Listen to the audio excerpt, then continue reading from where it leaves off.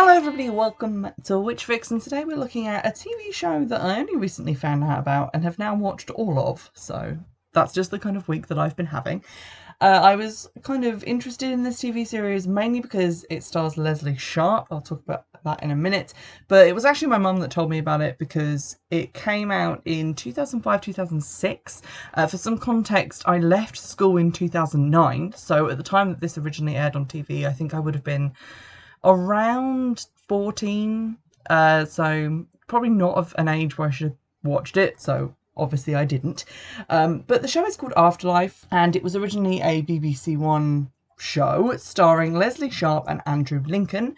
So Leslie Sharp is in a fantastic TV series called Scott and Bailey, which I recently again watched all of because not going outside much.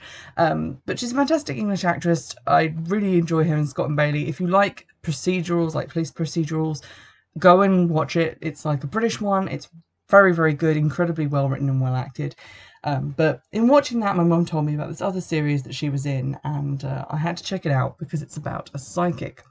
Obviously, there is a huge kind of middle ground between psychic mediums and witchcraft. There's a lot of people in the witchcraft community who claim, whether correctly or not, to be psychic mediums or mediums in general, or clairvoyance, clairaudience, that whole mess of stuff. So I feel like we're on pretty firm ground for including this in the podcast.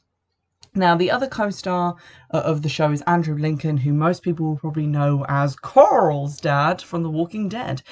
I don't watch The Walking Dead, so to me he's just that guy with the signs from Love Actually, but you know, he's in this as well. So series 1 is a 6-episode series, series 2 is 9 episodes, and then they didn't make any more.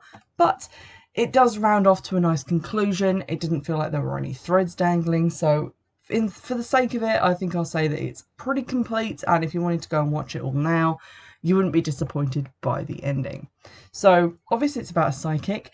The psychic in question is Alison Mundy, who is played by Leslie Sharp. She's kind of, I would call a reluctant psychic. She has just moved to Bristol to, I guess, escape her reputation as a psychic medium. And she doesn't really want to get involved in it again, but for reasons beyond her control, she can't really shut out all the spirits that keep coming to talk to her, and so she ends up doing a sort of psychic reading and a live psychic show, which is being held in the evening to a small group of people in an auditorium. And part of that group is Robert, who is played by Andrew Lincoln. He is a psychology professor. He is very much a skeptic. I think skeptic is even giving him too much credit. He's a flat-out non-believer, a massive atheist, and seems to have taken his whole class along to kind of show them mediums and how bogus they are and how they just rely on kind of mentalist tricks to act like they are predicting the future or telling you things from dead relatives, when really they're just picking up on cues that you yourself are giving out. During the course of this, obviously, our two main characters are drawn into each other's spheres, and over the 2 seasons, they remain very much connected to one another, and he starts investigating Alison and writing a book about her and her experiences, aimed at kind of using her as a test case in how she is psychologically broken in many ways, connected with her like past and her family, and how this has led to her believing that she can see spirits. And on her end, she's trying to work some of that stuff in her past out, try and find some way to get rid of her ability and to be normal. Now, I will say there are a huge amount of trigger warnings for this series. It is very intense. It deals with a lot of very sensitive subject matter, obviously, because it deals with a lot of death. So I'm just going to give a rundown of some of those trigger warnings that I can remember. So we've got things like suicide, abuse, child death, kidnapping, incest, various different very touchy subjects. So if any of that's going to be triggering for you, I would give this a wide berth, because it does definitely get into a lot of that stuff on a case-by-case basis as we try and work out what these individual spirits want and why they exist. For my most part, I have never really watched a show about a psychic before.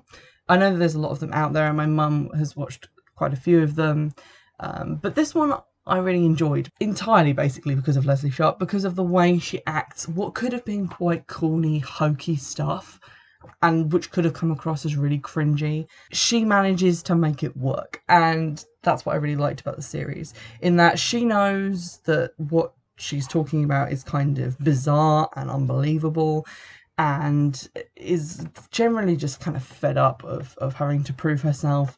She knows that what she's seeing is real, and she doesn't really go in for all of the, velvet scarves and crystal balls element of it. She's very much genuine in her approach. Robert did start to annoy me slightly because he sees a lot of evidence that she is really psychic, especially when, she's sitting in a chair in the middle of the room and the lights start to go on and off and things start like flying across the room. You think he wouldn't be able to deny what he's seeing with his own eyes, but apparently he still does. So there we go. Now, the first series is sort of centered around this book that he's writing, him trying to work out if Alison is legit or not, and also deals with him and the death of his young son, which has happened prior to the series. But obviously that spirit is still hanging around, and Alison is trying to get him to face up to some things so that his son can like pass on. And then the second series is about Alison's relationship with her deceased mother, and also Robert's like medical condition, which is slightly deteriorating, and he's having to sort of face his own mortality. It's quite a good show. It deals with a lot of like fresh and interesting storylines, so I couldn't really predict where each episode was going. There are some instances where what Alison is dealing with is not actually a spirit, for example, of like a dead person, but is an echo of a future event, or is legitimately someone's mental illness. There is one episode where she starts to doubt that she is psychic because she can't see what this person is saying that they can see. And through that episode, we also get to deal with another psychic who is a fraud. So it tackles like some interesting issues about that, and it never gets kind of preachy or hokey with the idea of the afterlife or heaven or any of that stuff. It's very kind of secular psychicness, I would say. It doesn't seem to have anything to do with any one religion, which I was kind of drawn to as an idea. The ghosts themselves, when you see them, are just normal actors being normal. Some of them have like blood on them, but mostly they are just people standing there, and I think that's quite effective. There isn't any like CGI effects or anything like that. It's all just people acting, and also occasionally I guess some lights flicking on and off, and things sort of moving by themselves. So just general trickery like that. But it is quite interesting how that is all put together and getting to the bottom of each like little mystery with each little spirit in each episode. There were a few occasions where it did kind of tip over into a little bit ridiculousness. There is an edge of that in some of the scenes, mainly because some of the characters seem to rely on screaming a lot. Like they'll just start shouting in each other's faces unprovoked for like a while, and it just feels like shouting is being used as a replacement for like emoting. But that's kind of few and far between. It is kind of a show of niche appeal because it's British. It's quite old now because it was obviously came out in 2005, so it's like 15 years old at this point. So there's a little bit of a kind of retro feel to it, especially in the technology being used and sort of the way things work.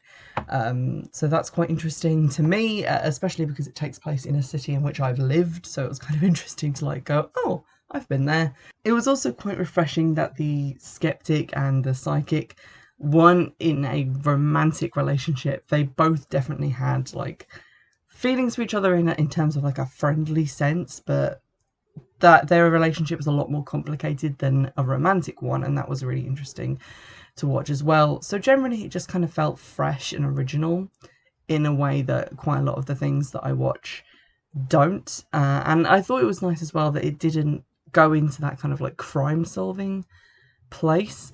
Interestingly, there is one episode about a kidnapping where obviously Alison is trying to contact the missing girl's parents to let them know that she is in fact dead, and also she manages to find the person who was responsible. But obviously there is no evidence to prove that, and they're not shy about showing how no legal case can be built on the say-so of a psychic. I feel like if this was an American TV show, they would have just gone like, oh yeah, now we can get the guy and wrap it all up and have a happy ending. Whereas I think this is a lot more realistic in how that sort of evidence would be treated by the police. So that was really enjoyable. I will say it's quite hard to get hold of. Like the first series I bought for about £5 on eBay. That wasn't terribly expensive. But series 2 was on there for about £20 to £30, which I thought was insane for like a 9-episode box set of something. I eventually found it on CEX. You can buy it from them for about £6, and you can buy both seasons together on CEX for £10. I don't know where you get it if you're not living in the UK, because I don't know if CEX exists in other countries, but you can probably still find it around. I couldn't find it on any streaming services, but if you're looking for a sort of supernatural TV show and you don't like kind of overblown American ones with lots of like CGI and tons of filler episodes, because we just have to have a series of 22 episodes for no real reason, and you don't want it to be kind of like hokey and cringy and overly filled with these like homilies and lessons learned per episode, this is a good show for you. It definitely has that kind of gothic feel like Whitechapel does. If you remember when I did that episode on Whitechapel a while ago, it kind of has that interesting kind of gritty feeling that I feel like a lot of TV shows about mediums don't have, because they feel kind of sanitized to me. Like the little bits here and there that I've seen, they tend to be the antithesis of more occult shows, because they're trying to attract an audience who aren't comfortable with occult things. To generalize, they tend to be more about like angels and Christianity and all that stuff, and not to delve into some of the darker stuff. And this show has the darker stuff in spades. It's definitely good. I think it's worth a watch. Like I said, there are a couple of kind of missed areas where it kind of lapses into the ridiculousness. And one of my biggest gripes, and this is going to be a spoiler, so if you're planning on watching it, don't listen to this next part, or do, because you should be forewarned. But there is one episode in particular where Alison is tricked. Essentially, she goes into a flat which has never been occupied by another person aside from someone known to the current occupant, and says that a brutal murder took place there. And it turns out that that person living in the flat is a journalist who is trying to trick her by saying that the flat is haunted when she knows it isn't, to try and see what the psychic will say and then catch her in a lie. But it turns out that what Alison is seeing is a brutal murder that will occur after the flat has been sold to new people. And then we see those people moving in, and that's the end of the episode. And that's never followed up on again. And I felt like, yes, that's kind of a nice sting in the tail for that one episode, but if there's a murder there, you're going to hear about it as a local resident, especially if you've seen that it occurred. Like, if you went away and did some research, you would find out about it. But Alison never does, and it's never revisited. And in the second series, more episodes like that start happening. There are episodes with like trailing threads at the end, or like kind of sting in the tail moments where things aren't really as resolved as they could be. And that got a little bit annoying. So overall, I preferred the first series to the second one, because the first series only had one of those episodes, whereas the second series had a couple. So that was slightly annoying, but overall, good TV show. Definitely recommend for anyone who's bored at the moment at home and could do with some entertainment in terms of an occultish TV show that you haven't seen before, and which doesn't require a huge amount of time sunk into it, because like I said, 2 seasons and only like 15 episodes. You could do worse. Also, go check out Scott and Bailey, because that's just a phenomenal television show. And if you like police procedurals, anything like that, even like the gritty crime dramas, go look at that, because that has some very dark and interesting crimes going on in it as well. I hope you've enjoyed this review. Let me know if there's any other shows like this out there that you'd like me to take a look at. If you're interested in me maybe taking a look at some of the like more medium-based shows. I think there is one that's literally just called Medium, so that would be a good place to start. But let me know, and I'll see if I can get on that, and hopefully we'll have some more book reviews coming soon. even though I did not finish my first 2 books of the podcast ever because they were just unreadable garbage. So I might round those up in a separate video of books I didn't finish. So look forward to that. And as always, I'll see you in the next one. Bye!